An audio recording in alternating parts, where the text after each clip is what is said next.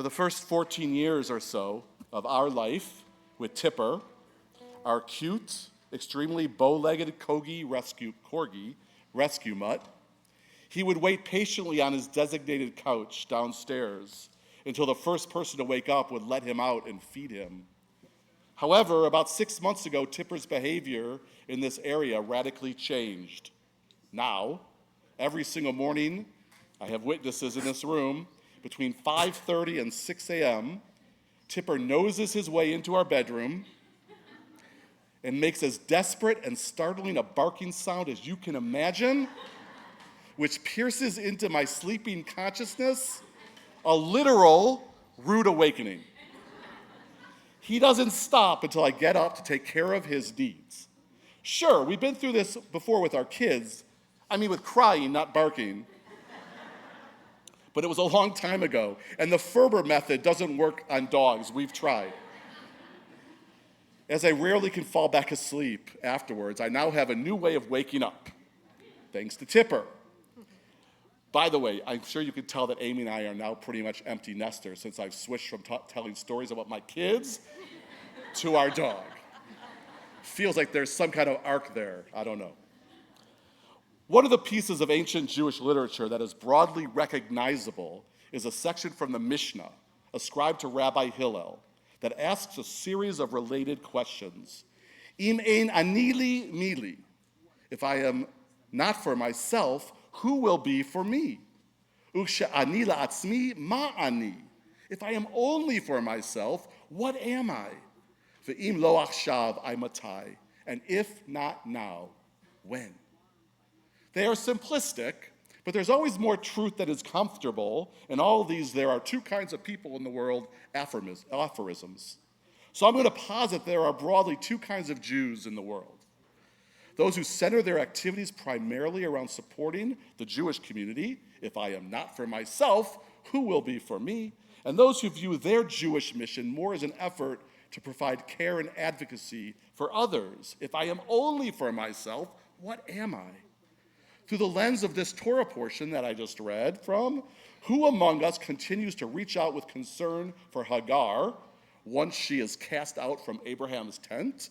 And who instead turns their attention to Sarah in loyalty to her family as our story continues? For as far back as I can remember, I have been a if I am only for myself, what am I type of Jew. I've always been proud to have Judaism as one of my primary identities, even in my years as a teenage atheist. Not werewolf, atheist. And proud of it. As a young adult, Jewish renewal spirituality became a great source of meaning and direction for me, and a powerful motivator for my desire to grow in ethical behavior and social justice work, all leading to my decision to become a Jewish professional, a rabbi, no less. You might think that I would now lean into, if I am not for myself, who will be for me?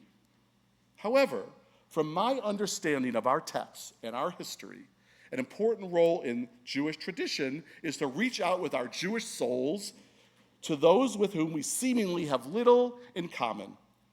The Jewish people have spent thousands of years, after all, spread around the world, living in disparate societies, alongside people representing a plethora of different faiths, traditions, cultures, races, and nationalities, sometimes in harmony and other times with extreme difficulty, even tragedy.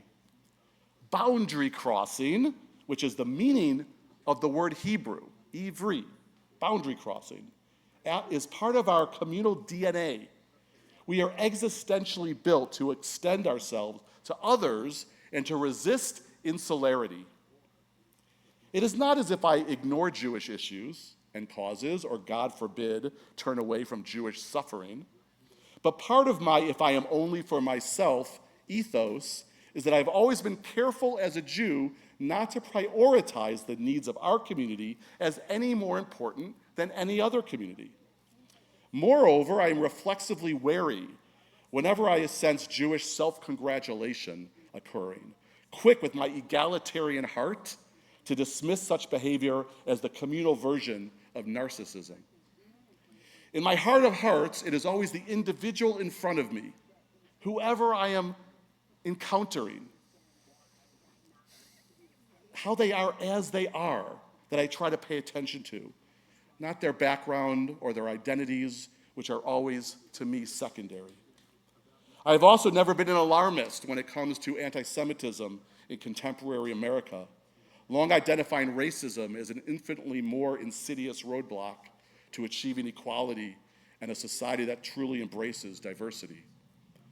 It could have turned out differently for me.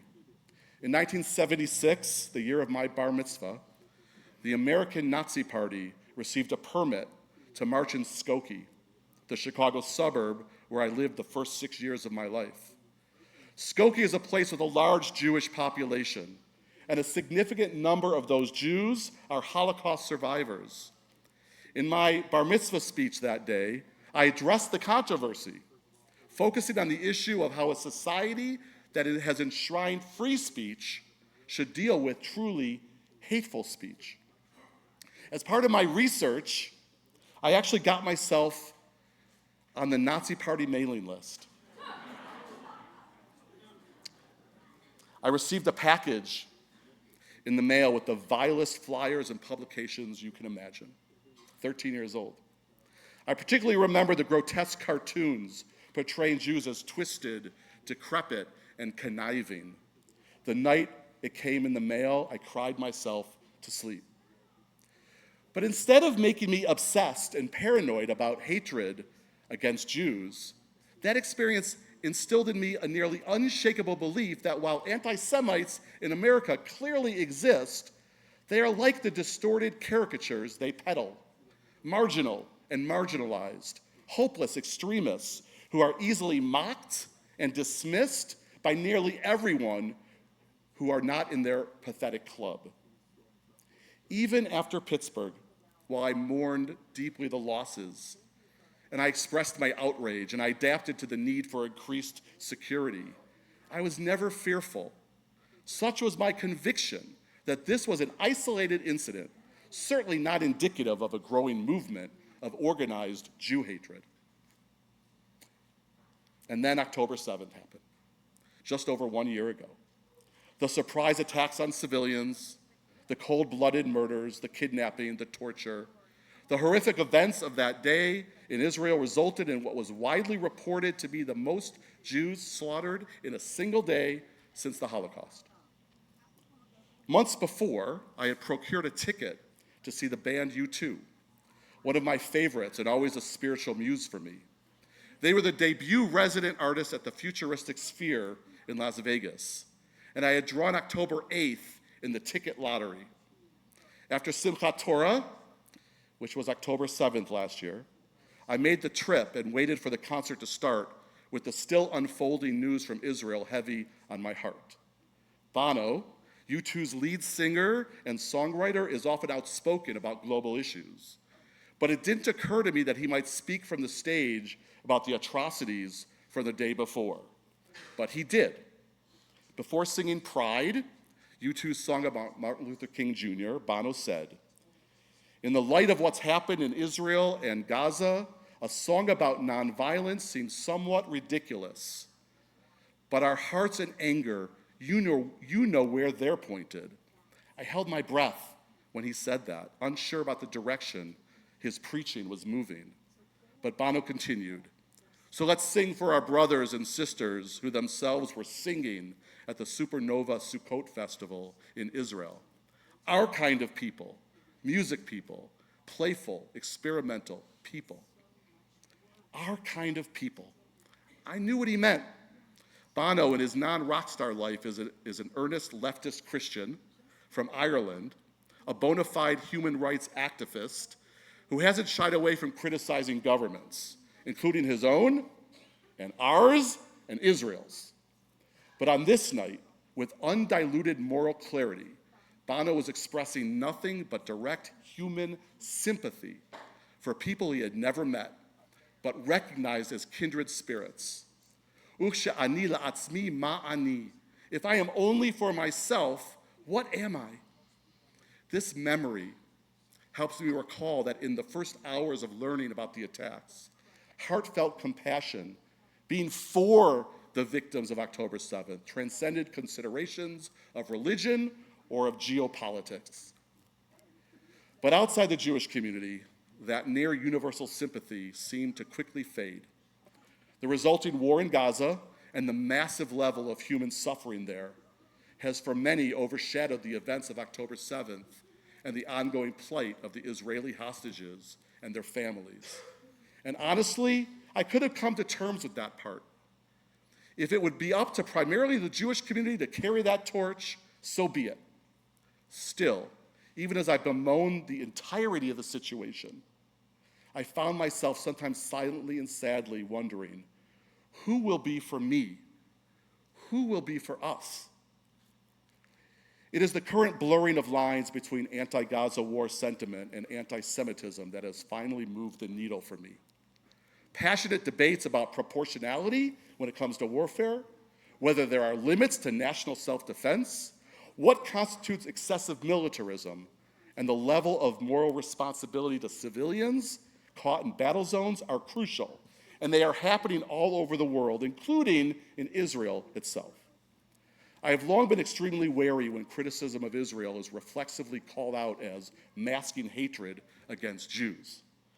Yet, the Anti-Defamation League reported that this year the number of incidents of assault, vandalism, and harassment against Jews have hit a record high. About half of those are unrelated to the situation in Israel and Gaza. Generally, those are the Jews will not replace us crowd, the descendants of the faux stormtroopers who wanted to march in Skokie all those years ago. But unfortunately, and they're unfortunately recently emboldened, which we know, what accounts for the rest of the hate incidents against Jews, and the reason for the startling rise in atrocities do stem from the conflict. And the statistics do not count activities that are pro-Palestinian or opposed to the Israeli government as inherently anti-Jewish. They do include college students who have been targeted, harassed, and attacked by some anti-war protesters solely because they openly identify as Jews or are active in Jewish organizations on campus. They include regular threats of revenge against Jewish establishments that have no connection to Israeli policies.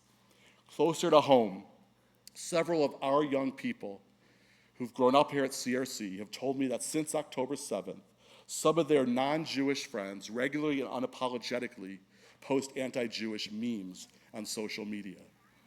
I do particularly worry that so many of these anti-Semitic occurrences are happening around young people, meaning that an entire generation is perhaps growing up in an atmosphere where marking and blaming Jewish people for global issues, so obviously out of our control, as Rabbi Daniel said last night, is justified, normalized, and mainstreamed. All of this carries echoes of times I had thought we had long moved past. These times are truly trying our souls. I am concerned, but I'm still not an alarmist, and I refuse to believe that these are the attitudes of most people.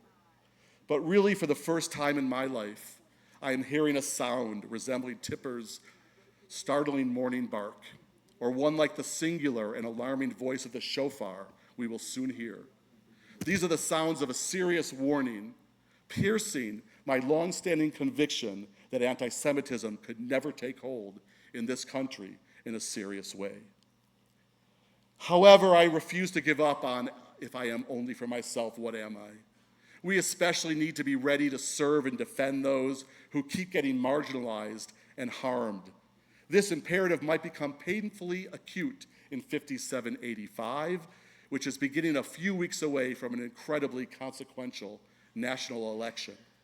In this moment, I am hearing the echoes of the Hebrew prophets urging us to prepare to stand with immigrants, with non-Jewish and Jewish queer communities and their families, with non-Jewish and Jewish people of color, with all women, and with our transgender youth.